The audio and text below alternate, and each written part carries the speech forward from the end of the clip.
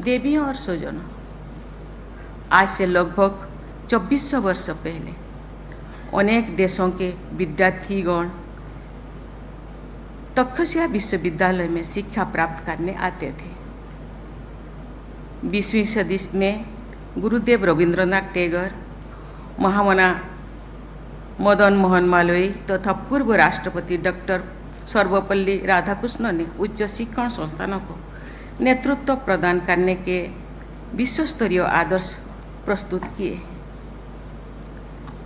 Richard Feynman की गणना physics के महानतम वैज्ञानिकों में होती है। उन्हें नोबेल पुरस्कार से भी सम्मानित किया गया था, लेकिन उनकी विश्वव्यापी लोकप्रियता का कारण the Feynman lectures on physics नामक उनकी पुस्तक है, जो अंडर ग्रेजुएट स्टूडेंट को पढ़ाते समय पढ़ाने के लिए दिया गया है। उनके लेक्चर्स का वो एक संकलन है। पश्चिम के अनेक श्रेष्ठ विश्वविद्यालय में विद्यार्थी उनके कोर्स और टीचर्स के लिए बिडिंग करते हैं। अच्छे शिक्षकों की कक्षाओं की सीट्स पहले ही भर जाती है।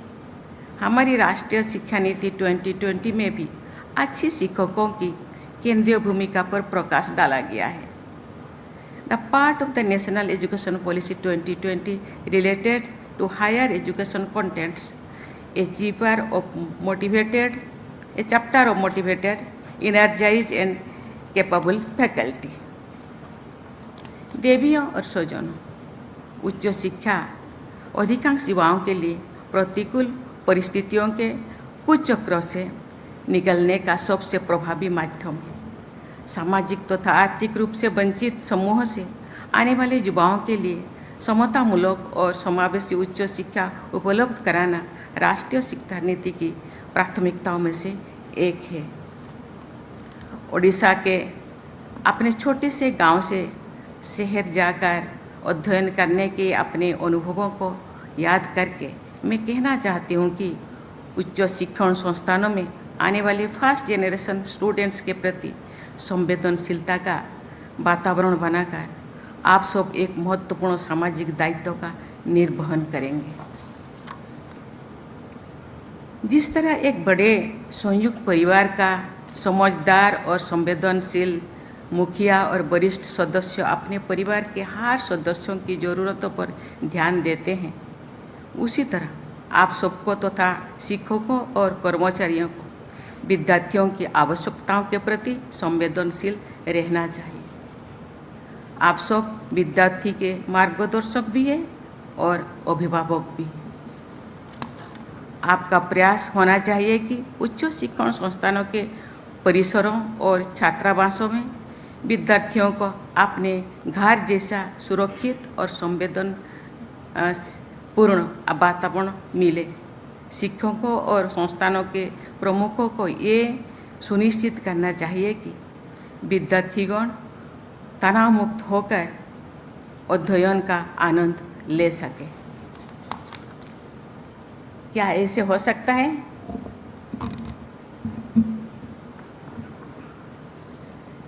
केंद्र सरकार द्वारा वर्ष 2019 में 2 वर्षों के आंकड़ों के आधार पर किए गए एक विश्लेषण से एक ज्ञान हुआ है कि लगभग 2500 विद्यार्थियों ने IITs में अपनी पढ़ाई बीच में ही छोड़ दी थी।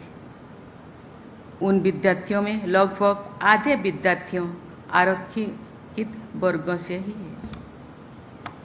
II में अपनी पढ़ाई बीच में ही छोड़ देने वाले लगभग 100 विद्यार्थी थे और उनमें अधिकांश विद्यार्थी आरक्षित वर्ग से थे। ड्रॉपआउट्स की समस्या पर बहुत संवेदनशीलता के साथ विचार करने और समाधान निकालने की आवश्यकता है। इसी शनिवार के दिन IIT दिल्ली में एक 20 वर्ष की विद्यार्थी द्वारा आत्महत्या किए जाने की हृदय विदारक घटना घटी है। आत्महत्या की ऐसे दुखदायी घटनाएं और भी कई शिक्षण संस्थानों में हुई है। मेरी बात किसी संस्थान विशेष तक सीमित नहीं है। ये पूरी शिक्षा जगत के लिए चिंता का विषय है। विद्यार्थियों की परिसर में या छात्रावास में अथवा संस्थानों के कार्यालय में तनाव, अपमान अथवा उपेक्षा से बचाना तथा उन्हें समझाना और सहारा देना शिक्षण संस्थानों की प्राथमिकता होनी चाहिए। अनेक उच्च शिक्षण संस्थानों को उनके प्रभावशाली विद्यार्थियों के बल पर विश्वव्यापी प्रतिष्ठा प्राप्त हुई है। राष्ट्रीय शिक्षा नीति 2020 में लर्नर सेंट्रिक एजुकेशन पर जोर दिया गया है। इको बन रहा है। लर्नर्स यानी विद्यार्थी ही आप सबके चिंतन और कार्यकलाप के केंद्रों में होने चाहिए। देवियों और स्वजनों, आज देश में वुमेनली डेवलपमेंट यानी महिलाओं के नेतृत्व में विकास की प्रगतिशील सोच को बढ़ावा दिया जा रहा है और इस सोच पर आधारित कार्य भी किया जा रहा है। केंद्रीय शिक्षण संस्थान के विजिटर्स नॉमिनी को नियुक्ति करने में महिलाओं को बन रहा है इको स्थान देने पर विशेष ध्यान दिया जा रहा है। हर भारतवासी को, विशेषकर महिलाओं को, इस बात पर गर्व होनी चाहिए कि विश्व की पहली महिला वाइस चांसलर नियुक्ति करने का गौरव हमारे देश को ही जाता है। श्रीमती हंसा मेहता ने बड़ौदा विश्वविद्यालय की वाइस चांसलर के रूप में एक अच्छे विश्वविद्यालय को विकसित करने का इतिहास रचा है। उनका उदाहरण सभी वाइस चांसलर्स तथा डायरेक्टर के लिए अनुकरणीय है। विश्वविद्यालय के दीक्षांत समारोह में मैंने देखा है कि अवसर मिलने पर हमारी बेटियां बेहतर प्रदर्शन करती हैं। टेक्नोलॉजी इंस्टीट्यूट्स में भी बेटियों की भागीदारी बढ़ रही है। साइंस, टेक्नोलॉजी, इंजीनियरिंग और मैथमेटिक्स जैसे सामान्यतः स्टेम कहा जाता है, इन क्षेत्रों में छात्राओं की उपस्थिति और उत्कृष्टता को बढ़ावा देने के लिए विशेष प्रयास होनी चाहिए। मैं समझती हूँ कि उच्च शिक्षण संस्था के इस क्षेत्र में महिलाओं का नेतृत्व और भी अधिक प्रभावी सिद्ध हो सकता है। मेरा आग्रह है कि अपने अपने संस्थानों में आप सब इस पक्ष पर अवश्य ध्यान दें। स्टेम के क्षेत्र में महिलाओं की प्रतिभा तथा योगदान के प्रसंगों में डॉक्टर E.K. जानकी अमाल का मैं उल्लेख करना चाहती हूँ। शिक्षित समाज में उनकी विश्वस्तरीय कार्यों के बारे में व्यापक स्तर पर जानकारी होनी चाहिए। हमारे इतिहास और प्रगति के प्रत्येक क्षेत्र में महिलाओं के योगदान को सुनिश्चित रूप से प्रस्तुत करना बहुत उपयोगी और प्रेरक सिद्ध होगा। जैसा कि यहाँ उपस्थित सभी लोग जानते हैं कि गुणवत्तापूर्ण शोध के आधार पर नए ज्ञान का सृजन करने वाले उच्च शिक्षण संस्थान विश्व स्तर पर विख्यात बने रहते हैं। ऐसे शिक्षण संस्थानों में फिजिक्स, केमिस्ट्री, मेडिसिन, लिटरेचर अथवा इकोनॉमिक्स में नोबेल पुरस्कार से सम्मानित अनेक आचार्यगण शिक्षार्थियों का मार्गदर्शन प्रदान करते हैं। विश्व स्तर पर भारत को नॉलेज पावर के रूप में प्रतिष्ठित करने का हमारे सामूहिक प्रयास ऐसे वैश्विक संदर्भ में आगे बढ़ रहे हैं। निष्ठा, आत्मविश्वास और परिश्रम के बल पर हम उच्च शिक्षा के राष्ट्रीय लक्ष्यों को अवश्य प्राप्त कर सकते हैं। राष्ट्रीय शिक्षा नीति 2020 के आधारभूत सिद्धांतों ने नैतिकता तथा मानवीय मूल्यों का विशेष उल्लेख किया गया है।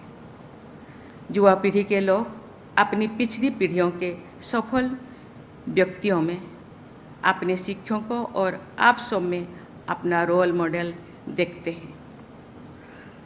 आप जो कुछ कहते हैं और लिखते पढ़ते हैं वो बहुत महत्वपूर्ण है, लेकिन उससे भी अधिक महत्वपूर्ण है वे आदर्श और वे उदाहरण जो आप अपने आचरण के द्वारा प्रदर्शित करते हैं। उच्च शिक्षण संस्थान में युवाओं के चरित्र निर्माण को प्राथमिकता दी जानी चाहिए। सदाचरण, संवेदनशीलता और परोपकार के भारतीय मूल्यों के आधार पर शिक्षा का उपयोग करने में विद्यार्थियों को सक्षम बनाना है। आधुनिकतम ज्ञान विज्ञान और टेक्नोलॉजी में शिक्षित चरित्रवान युवा बेहतर समाज और राष्ट्र का निर्माण करेंगे। मुझे पूरा विश्वास है कि आप सब उच्च शिक्षण संस्थानों को नेतृत्व देने में विश्व स्तरीय उदाहरण प्रस्तुत करेंगे। आपके ऐसे विश्व स्तरीय योगदान के बल पर हमारा देश अमृतकाल के संपन्न होने तक एक नॉलेज सुपर पावर के रूप में प्रतिष्ठा प्राप्त कर लेगा। इसी विश्वास के साथ मैं अपनी वाणी को विराम देती हूँ। जय हिंद, जय भारत।